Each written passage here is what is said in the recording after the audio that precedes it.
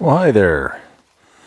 So today we're going to talk about something that I'm not going to frequently address, but I really like this one. This is the Sofirn, or I'm sorry, the Fenix, I believe they prefer it to be pronounced, Fenix CL28R. And if you're wondering what I'm illuminating it with, that would be the Sofirn IF23.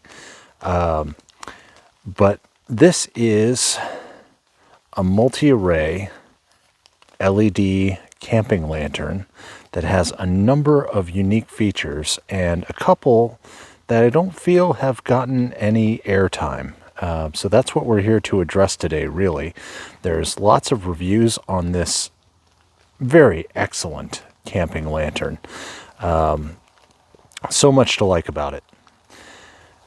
So I had a Sofirn camping lantern that has a key feature that I really enjoy. Right here, you may be able to read, but I like that they have it embossed directly in the plastic material. Luminous flux, 10 lumen to 2000 lumen. Color temperature, 2700 Kelvin to 6500 Kelvin. 2700 Kelvin being a very warm light, 6500 Kelvin being a very cool daylight style light. And the lithium ion battery, 3.6 volts, that's a standard style, and 10,000 milliamps total. Now that, in my understanding, is two 5,000 milliamp cells, and this lantern has gotten a fair amount of flack in that they are non-replaceable. You cannot self-service this lantern. If you crack it open, you've voided the warranty. It's weather sealed to keep out rain and moisture and such. But there's a hidden gem in this, in that even though the cells themselves are not user or field replaceable, that you can't get in there and swap them out for new batteries, it has an advanced charging feature. Now, why is that important? So in the case of this lantern, it's because it means pass-through charging.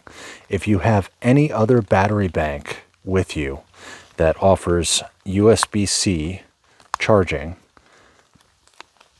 then you can plug it into this battery bank and turn the light on, and it will charge from the battery bank and illuminate at the same time. So essentially, it is field replaceable in that if you carry extra battery banks with you, you're in business. You could have, 2 or 3 separate little cell holders that provide USB-C output that can keep this thing running infinitely. Now, the reason I chose to go with this is two. A, the selectable color temperature. 2700 Kelvin is almost warm enough for my taste. What I really like to replicate is that warm Coleman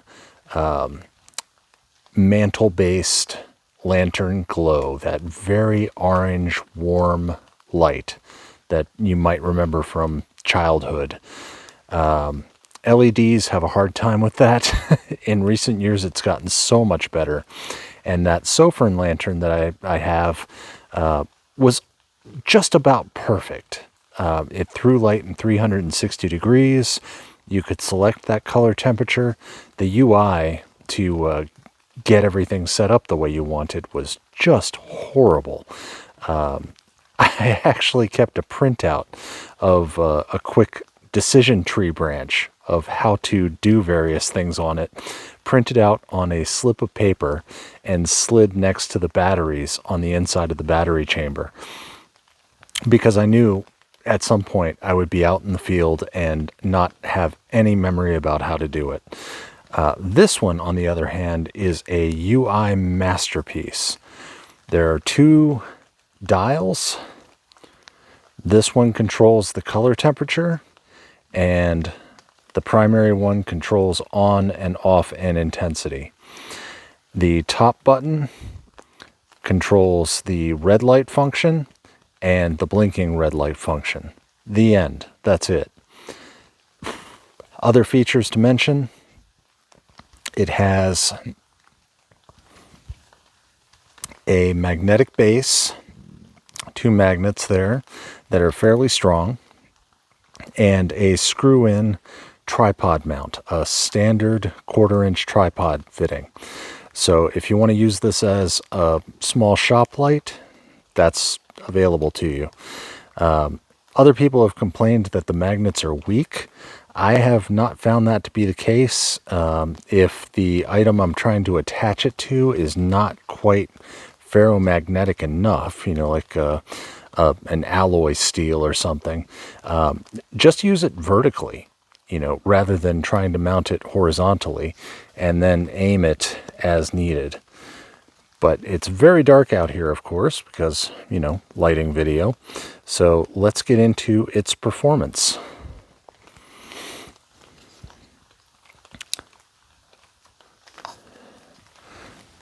So I'll turn off this Sofirn there. And this is minimal output. And on camera, that is showing us quite dim, but in a camping setting, in like a camping hammock or a tent, it would be plenty to get you around. You know, that would be fine for heading to the bathroom in the middle of the night, or, you know, going for a snack, or going to tend to the fire, etc. It's not showing up well on camera, but it is enough light at 10 lumens. One nice thing is, at 10 lumens, this 10,000 milliamp battery pack is rated to last 15 days. Now, for a safety comfort light in the middle of the night, that's fantastic. At maximum brightness, it's rated to last 9 hours, which is 2,000 lumens. However, based on the specs that I've seen and the charge charts, there's a fun phrase to say, basically it will ramp down relatively quickly as heat increases in the body of the unit, and it'll be down to 1,000 lumens, you know, half brightness within the first hour, and essentially it's a 500 lumen light over the lifespan of having it on maximum. But the color temperature is infinitely adjustable, and we can move it from that very warm lanterny glow to a very cool, harsh, in my opinion, white light. And then there's a natural white, which I believe this has to do with just perception with human vision, in that the natural white seems brighter than either the super cool white or, of course, the lantern orange glow at 2700 Kelvin. So it must be the sensitivity of the human eye, or at least my human eye. But this has been at maximum brightness, and as we reduce it with a quick turn of that dial, it's not really showing on camera, but I can tell you that this is plenty of light for me to be able to move around comfortably without tripping on something. And just a little bit higher is more than enough. Now I would estimate that at like 20% power, and that's maximum brightness. So one of the reasons I picked this up was A, the adjustable color temperature, B, the USB-C pass-through charging, which will let me regardless of whether or not I can replace the batteries, I can supplement it with auxiliary battery packs in the middle of the night, no problem at all, with that USB-C pass-through charging, in that it can charge the batteries in this device at the same time that it is providing light. And additionally, the length of runtime overall. The fact that I can use this as a battery bank means nothing to me. I'm never going to do that. But my Sofirn lantern that hit the right color temperature for me, I ran into an issue where we were camping on a 2-night trip, and it ran out of power within 2 hours of the night. And what the issue was is that USB-C, especially an advanced charger, a good charger, likes to negotiate what voltage and amperage it's going to deliver to a device. And the Sofirn was a fairly dumb device with regards to charging and wouldn't respond to those negotiations. So the USB-C advanced chargers would refuse to charge it. They just wouldn't. You would see lights occurring. It looked like things were charging, but what was actually happening was that the Sofirn was futilely attempting to backfeed power to the charger and provide it with power rather than being charged by the charger. With this one, it actually has a good charging chip inside and will charge fully 10,000 milliamps within 4 hours. That's a high rate of speed for 10,000 milliamps. That's really good for a device that costs around $100. That's sealed and has all of its other capabilities, especially the color shifting temperature, that I really, really prize. I hate harsh white light when I'm out in the woods at night. That's just not for me. I really like that more old style lantern color to it. That's what I enjoy.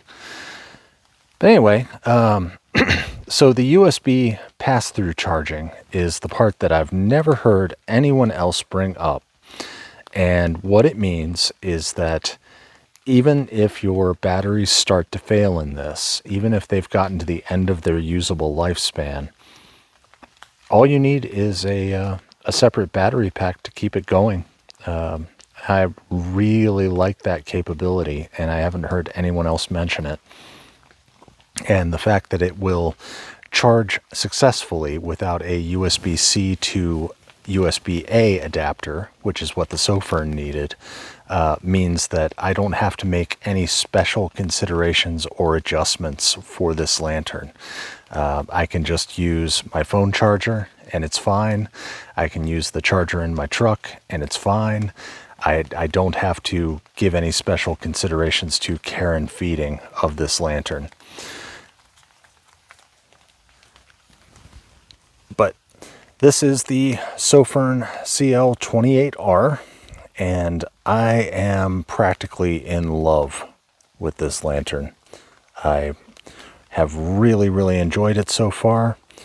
Show you another color temperature change. As you can see, the throw is really, really good. That's more than enough for anything I'd be doing in a camping situation. And the color temperature can be brought down to a quite pleasant, I would describe 2700 Kelvin as candle glow color. And when you're in the middle of the woods, in the middle of the night, it makes it easier to sleep, in my opinion. A more reddish tinge to the light lends itself to a good night's sleep, especially if you're keeping it down low and you glance in its direct direction once or twice. A very bright white light is really going to bring you back out of sleep completely. A more orange, reddish glow isn't going to do that. So that's it. This was just a camping lantern that I have found to be nearly perfect. There's not anything I've found yet that I don't like about this thing. Here, I'll show one more aspect here. The housing on this is really, really well made. It's very tough. It's like plastic and aluminum, and it's got that charging port cover there, which does give you access to a USB-A port to charge other devices, but you're going to need that cable with you. You'll need a USB-A to C to charge most modern smartphones, tablets, other devices. I really cannot wait to see USB-A die out entirely. The dials that control the functions are under this nice bridge of material there that protects the buttons. And, well, I suppose we should show the red light functions.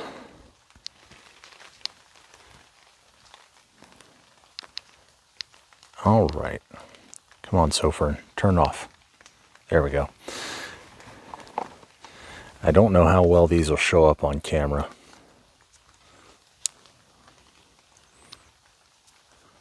A little bit.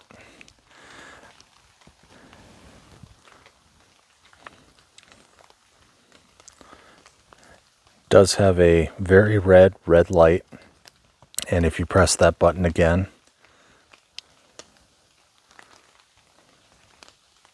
it goes into a blinking strobe mode, which, I have a feeling I'll probably never use it, but it's nice if you were to keep this in a vehicle, as it is magnetic. If you were stuck on the side of the road and had in the middle of the night, flat tire, broken axle, bad bearing, something like that, you could put this on the corner of your vehicle facing out towards oncoming traffic and be really secure in that no one's going to miss this from a distance. It's quite the hazard marker.